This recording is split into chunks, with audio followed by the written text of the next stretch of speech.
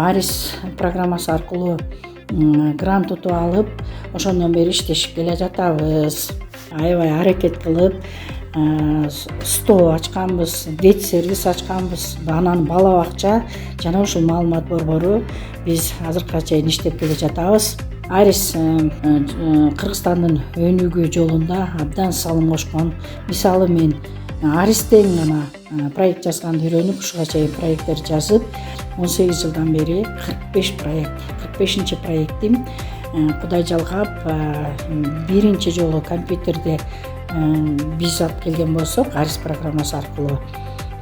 Азыр эми IT тармагында чөйрө деген жаратма борбору, өнүгүү борбору дагы ачылганы турат. Ушул баарыбызды, элди, коомчулукту бириккенге үйрөтүп, ошондо салым деген бар болчу.